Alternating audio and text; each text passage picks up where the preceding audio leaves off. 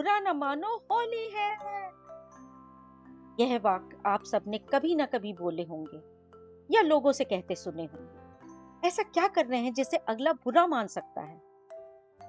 कब और क्यों ये त्योहार महिलाओं के साथ छेड़छाड़, अश्लील इशारे, द्विअर्थी गाने, भद्दे भद्दे मजाक का प्रतीक बना? खाए गोरी का यार बलम तरसे रंग बरसे, अंग से अंग लगाना सजन हमें ऐसे रंग लगाना। कितना भी हम ऊपर ऊपर से नकारे कि हमारे यहाँ तो ऐसा नहीं होता है, पर असलियत से सभी वाकिफ होंगे। मुझे पता है लोग गालियां लिखेंगे कमेंट में कि मुसलमानों पर तो कुछ नहीं बोलती, तो भाई उनकी गंदगी पर भी हम बोलते हैं। आने तो दो मौका। अधिकतर यह घर की, गांव की महिलाओं के साथ होता है। भाभी के साथ, साली के साथ तो छेड़छाड़ की खुली छूट मिल जाती है, उसको मान्यता देती है ये होली। तो आज इसके वर्तमान के स्वरूप और इतिहास के बारे में जानने की कोशिश करते हैं। नमस्कार दोस्तों, मूक नायिका में आप सबका स्वागत है, अभिनंदन है। जिस किताब का मैं विवरण देने जा रही हूँ उसका नाम है त्योहारों के रहस्य। लेखक रोशन बौद्ध जी। सम्यक प्रकाशन। मूल्य 80 रुपए। ये आप सबको जरूर पढ़नी चाहिए। यह लेखक का अपना अनुभव और विश्लेषण है। होली ये त्योहार फागुन महीने की पूर्णिमा को मनाया जाने वाला रंग बिरंगी हुड़दंगबाजी का त्योहार है। यह हिंदुओं का बहुत बड़ा त्योहार है, किंतु हिंदू धर्म की वर्ण व्यवस्था के आधार पर त्योहारों का भी वर्गीकरण कर दिया गया है। जैसे रक्षाबंधन ब्राह्मणों का, दशहरा क्षत्रियों का, दिवाली वैश्यों की और होली को शूद्रों का त्योहार बताया जाता है। शायद इसीलिए इस त्योहार को मनाने के तौर तरीकों में बहुत सी गंदगियां शामिल कर दी गई हैं। किसी न किसी रूप में ये त्योहार पूरे भारत में मनाया जाता है।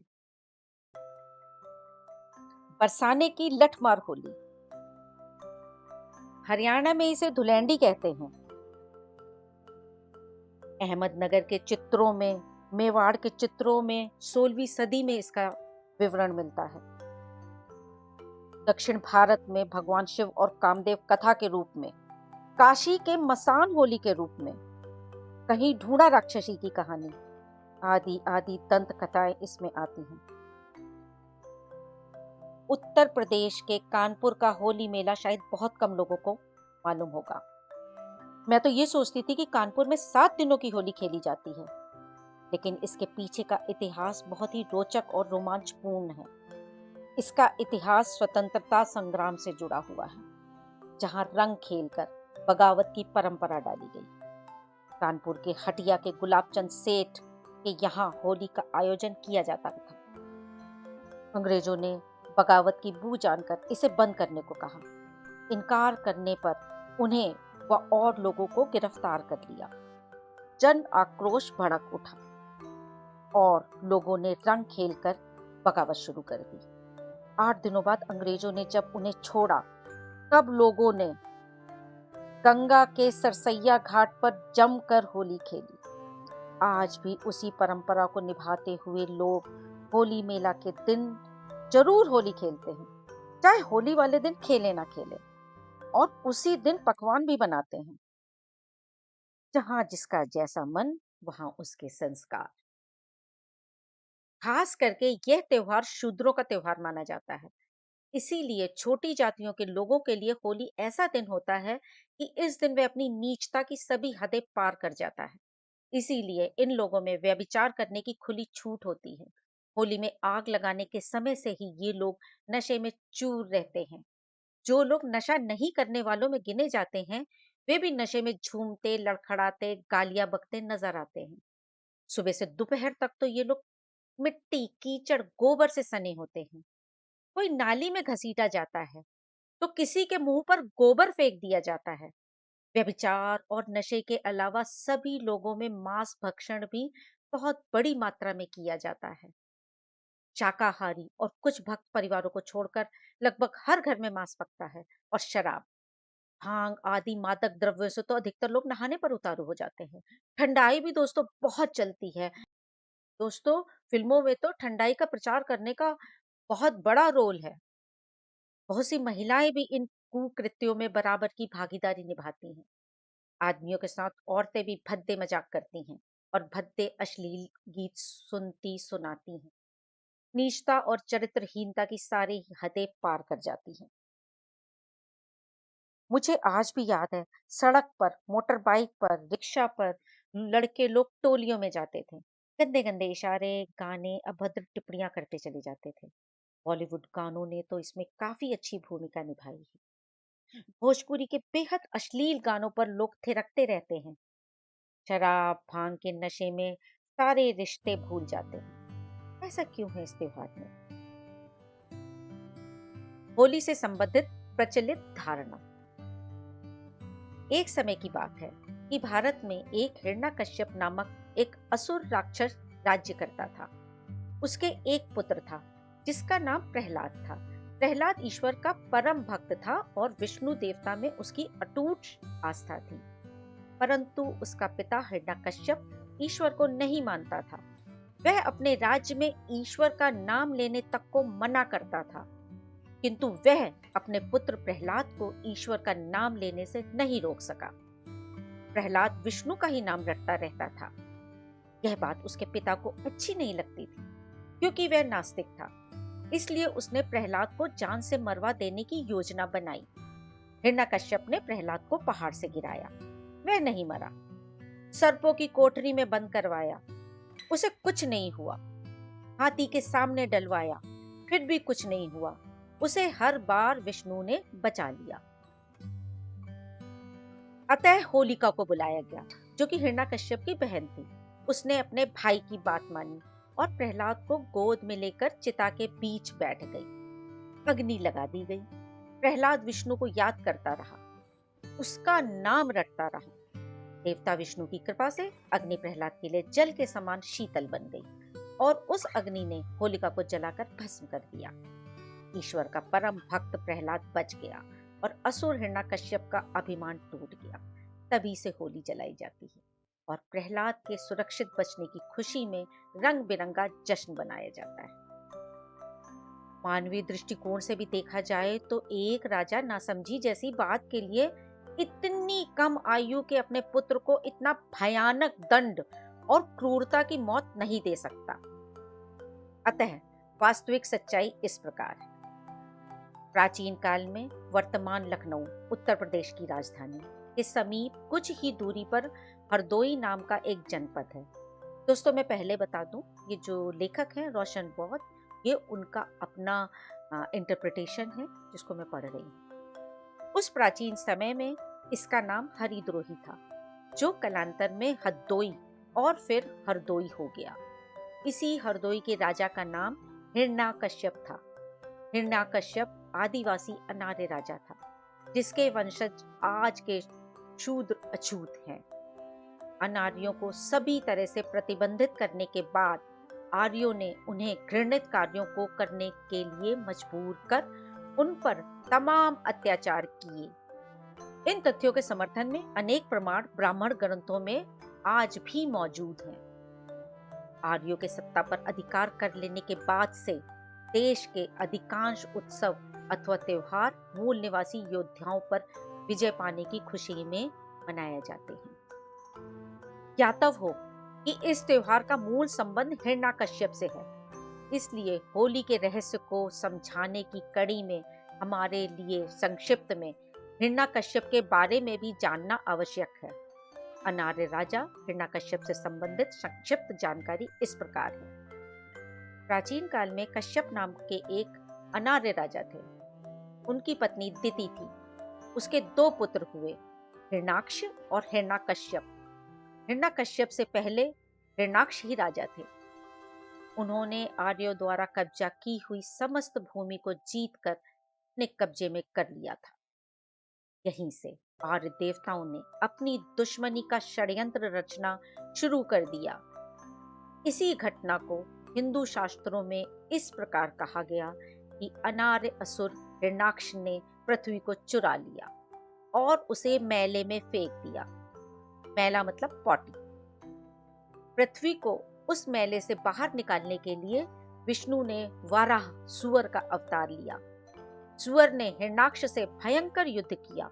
परिणाम स्वरूप सुअर का वेश धारण कर विष्णु ने हिरण्याक्ष को धोखे से मार डाला था, जिसे वाराह अवतार का नाम दे दिया गया। विष्णु आर्य राजा था। उसके बाद हिरण्याकश्यप ने अपने भाई के हत्यारे विष्णु की पूजा अपने राज्य में बंद करा दी। अपने देवताओं के नाम पर निरपराध पशुओं की बलि देकर हिंसा करते थे। हिरण्याकश्यप ने अपने राज्य में पशु बलि बंद करा दी और हत्यारे आर्य ब्राह्मणों को जेल में डाल दिया। ब्रह्मा विष्णु की पूजा पर प्रतिबंध लगा दिया और इनका नाम लेने और ब्राह्मणों के पाखंडी कर्मकांडों को करने पर दंड देने लगा। इसके भय से ब्राह्मण और उनके देव विष्णु ने मिलकर हिरण्याकश्यप के वध करने की योजना बनाई। हिरण्याकश्यप के प्रहलाद नाम का एक पुत्र हुआ।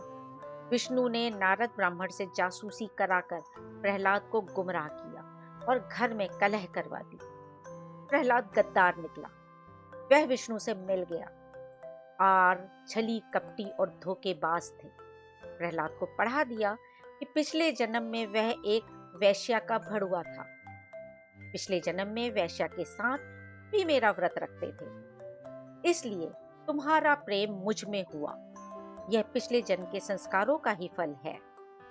अनार होने के कारण वह आर्य नाय को विष्णु, इंद्र आदि किसी भी देवता तथा हरि को भी नहीं मानता था। इन लोगों का गुणगान करने वालों को भी वह पसंद नहीं करता था, अर्थात वह स्वयं भी हरिद्रोही था। इसलिए उसके राज को लोग हरिद्रोही कहा करते थे। राजा हिरण्यकश्यप की एक बहन थी जिसका नाम होलिका था। उस समय गुरुकुल यानी आश्रमों में दी जाने वाली शिक्षा सामान्य लोगों को बहुत कम मिलती थी। चूंकि हिरण्यकश्यप एक राजा था, इसलिए वह अपने पुत्र प्रहलाद को अच्छी शिक्षा देने के उद्देश्य से गुरुकुल भेजने लगा।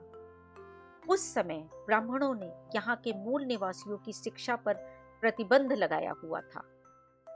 एक राजा के भय से प्रहलाद को शिक्षा देने की स्वीकृति दे दी गई, किंतु ब्राह्मणों ने इसका पूरा फायदा उठाया। हिरण्याकश्यप जहाँ ईश्वर और देवताओं का विरोधी था, वहीं प्रहलाद के मन में कूट कूट कर विष्णु का नाम भर दिया गया। बात बात में वह विष्णु का नाम लिया करता था। उसका यह व्यवहार हिरण्याकश्यप को पसंद नहीं था। कुछ समझाने पर भी प्रहलाद अपने पिता की बात नहीं समझ सका। वह पूरी तरह ब्राह्मणों के पक्ष में हो चुका था। जब उसे धर्म कर्म की समझ हुई तो वह अपने पैतृक धर्म को छोड़कर वैष्णवी हो गया। वैष्णव का मतलब होता है जिसमें सारे व्यसन मौजूद हों। इनका नेता विष्णु तो हमेशा ही क्षीर सागर में अपनी पत्नी लक्ष्मी के साथ पड़ा रहता है, किंतु जब कोई अनैतिक अथवा अमानवीय कार्य करना होता है तो वह अवतार धारण करके अपना काम कर लेता है। कभी जलंधर की पत्नी वृंदा का सतीत्व नष्ट करने हेतु जलंधर का रूप धारण करता है, तो कभी रावण को मारने के लिए राम का रूप धरता है। इतना ही नहीं, वह ब्राह्मणों का हित करने के लिए देवता से जानवर भी बन जाता है, जैसे मछली, कछुआ, सिंह और सुअर आदि भी। कभी बौना बनकर उसने मूल निवासी राजा बलि को छला, तो कभी समुद्र मंथन से प्राप्त अमृत को बांटने के लिए मोहिनी स्त्री का रूप लेकर मूल निवासी असुरों को धोखा दिया। तभी अनैतिक और मूल निवासियों का अहित करने वाले सारे काम विष्णु के द्वारा ही होते हैं, और हिरण्याकश्यप के वंश को उजाड़ने में भी विष्णु ने कोई कसर नहीं छोड़ी। फाल्गुन महीने की पूर्णिमा थी। पहले से ही होलिका का विवाह तय हो चुका था। फाल्गुन पूर्णिमा के दूसरे दिन ही होलिका की बारात आनी थी। पूर्णिमा के दिन होलिका व्रत रखे हुए थी, इसीलिए नहा धोकर होलिका ने श्वेत वस्त्र धारण किए। उस रात भी वह हमेशा की तरह प्रहलाद को भोजन देने गई। दोस्तों, जब प्रहलाद को राजा ने अपने घर से निकाल दिया क्योंकि वो उसकी मनमानी करता था, उसकी बुरी बुरी आदतें उसमें पड़ गई थी, तो होलिका जो उसकी बुआ थी वह उसको खाना देने रोज जाती थी क्योंकि वो उससे बहुत प्यार करती। चांदनी के दूधिया प्रकाश में श्वेत वस्त्रों में सजी हुई होलिका किसी अप्सरा से कम नहीं लग रही थी। शायद वह प्रहलाद को आखिरी बार भोजन देने गई थी क्योंकि अगले दिन ही उसे अपनी ससुराल जाना निश्चित किया जा चुका था। जब होलिका अपने भतीजे को भोजन कराने पहुंची तो उसे देखकर प्रहलाद की मित्र मंडली की नीयत खराब हो गई और प्रहलाद तो इतने नशे में था कि वह स्वयं को ही संभाल नहीं पा रहा था। तो फिर क्या था, प्रहलाद के मित्रों ने ही होलिका को पकड़ लिया और सभी ने मिलकर उसके साथ क्या सलूक किया होगा, सुधी पाठक स्वयं ही इस बात का अंदाजा लगा सकते हैं। उन दरिंदों ने होलिका को जान से ही मार डाला। सबूत मिटाने के उद्देश्य से सभी ने रातों रात होलिका की लाश को जला देने का निर्णय भी ले लिया। यानी ना रहेगा बांस, ना बजेगी बांसुरी। पंचायत की कार्रवाई अभी बाकी है। राजा हिरण्यकश्यप के द्वार पर बारात आ पहुंची। होलिका के होने वाले पति का नाम इलोही था, जो बिंदकी का रहने वाला था। बिंदकी उत्तर प्रदेश में आता है। जब उसे पता चला उसकी होने वाली पत्नी मर चुकी है तो उसके दुख का ठिकाना ना रहा। वह उस स्थान पर गया जहां होलिका को जलाया गया था। वह चिता की राख के पास पहुंचते ही दहाड़ मारकर रोने लगा। उसे इस प्रकार सदमा लगा कि वह अपने आप को संभाले नहीं रख सका और होलिका की जली हुई चिता की राख में बेहोश होकर गिर पड़ा। इलोही के अचानक गिर जाने से जमीन पर पड़ी राख उड़ गई। शायद उसी को आज भी धुलेड़ी या धूल उड़ी कहते हैं। यह तर्क कुछ ठीक नहीं लगता। यदि हम होली के संपूर्ण घटनाक्रम को देखें तो लगता है कि होली को जलाने वाले लोगों ने ही अगली सुबह उसकी राख तक को वहां से हटा देने के लिए हवा में उड़ा देने का प्रयास किया होगा और उनकी यही क्रिया धूल उड़ी के नाम से प्रसिद्ध हुई। इलोही के होश में आने पर राजा हिरण्यकश्यप के दुख को समझते हुए बारात को वापस लौट जाना पड़ा। बारातियों के जाने के बाद पंचायत की कार्रवाई पुनः शुरू हुई। न्याय पंचायत ने कहा कि इतने लोगों ने मिलकर एक लड़की, वह भी राजा की बहन, न केवल हत्या की बल्कि उसकी आबरू को भी नहीं बख्शा। यह हमारी सामाजिक मर्यादा का सबसे बड़ा अपमान है। हमारे यहाँ नारी का सम्मान किया जाता है, उसका अपमान नहीं किया जाता।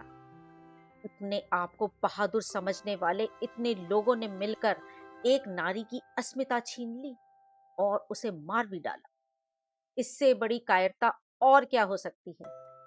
जिस प्रकार इन लोगों ने पूरे राज्य के सम्मान को छीना है, इसके बदले में इनके जीवन भर के सम्मान को धराशायी कर देना चाहिए। इनको इस प्रकार अपमानित किया जाए कि ये जीवन भर इसका एहसास कर सके। आज के बाद ये लोग अपने को वीर पुरुष समझने की भूल भी न सके। इसके लिए इनके माथे पर कायरता, अवीर, अबीर का टीका लगाया जाए। न्याय पंचायत के निर्णय पर उनके माथे पर तलवार की नोक से अवीर लिखा गया। यहाँ राजा की समर्थक प्रजा के द्वारा उनकी अच्छी खासी पिटाई होना भी युक्ति युक्त प्रतीत होता है, क्योंकि वहां उपस्थित क्रोधित प्रजा ने गुस्से में उन सभी का मुंह काला कर दिया। उन्हें जूतों चप्पलों की माला पहनाकर सभी को एक गधे पर बिठाकर जुलूस भी निकाला गया। जुलूस जिधर भी जाता था, हर कोई उन पर कीचड़, मिट्टी और कालिक फेंककर उन्हें जलील करता था। वैसा ही जुलूस आज भी निकाला जाता है। इसे ही होली की बारात कहते हैं। हाँ दोस्तों, ये जुलूस मुझे याद है, शाहजहांपुर में एक बार मेरी पोस्टिंग हुई थी तो वहां पे लोगों ने बताया था कि यहाँ पर होली की बारात निकलती है और किसी एक को गधे पर बैठाया जाता है और उसको जूते की माला पहनाते हैं। जब मैंने उनसे पूछा कि ऐसा कौन है जो गधे पर बैठने को तैयार हो जाता हो और ऐसे जलील होने को तैयार हो जाता हो, तब उन्होंने बताया कि किसी खूब सारी शराब पिलाकर किसी मुसलमान को बैठाते हैं। दोस्तों, उस समय मैं इतनी तार्किक थी नहीं, तो मैंने उसके तर्क में जाने का, बिल्कुल अंदर तक देखने की सोची नहीं इसको।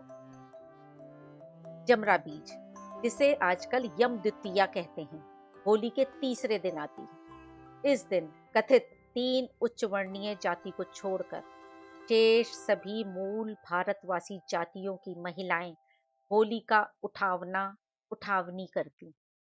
उठावना वह क्रिया है जो शवदाह के तीसरे दिन श्मशान घाट में संपन्न की जाती। इस क्रिया में मृतक की अस्थियों को चुना जाता है, उन्हें सुरक्षित रखा जाता है, राख को समेटकर नदी या सरोवर में प्रवाहित किया जाता है।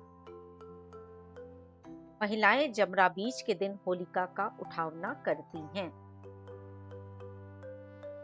महिलाएं लोटों में पानी भरकर आज भी होली ठंडी करती हैं। होली पर 12 दिन का शोक मनाया जाता है। 13वें दिन शोक समाप्ति के प्रतीक के रूप में रंगतेरस मनाते हैं। इस अवधि में जमरा बीज, शील सप्तमी, दशमी आदि आती है। इन सबसे होलिका की याद ताजा की जाती है। ये विवरण है श्रमण ब्राह्मण संस्कृतियों का संघर्ष का, पृष्ठ 138। जनजातियों में वैर एक परंपरा है। वैर परंपरा ऐतिहासिक महत्व की परंपरा है। वस्तुतः यह दुश्मन की पहचान करने और बदला लेने की परंपरा है। इस परंपरा को भारतवासियों के अनपढ़ पुरखों ने 2000 वर्षों से बहुत यत्नपूर्वक जीवित रखा है। हिरण्यकश्यप और होलिका आक्रमणकारी आर्यों की जिस साजिश में मारे गए और जिसको अनपढ़ लोक ने पर्व के रूप में इतिहास का स्रोत बना रखा है। होली के त्योहार पर गले मिलकर सभी प्रकार की रंजिश और भेदभाव मिटाने का नाटक रचा जाता है।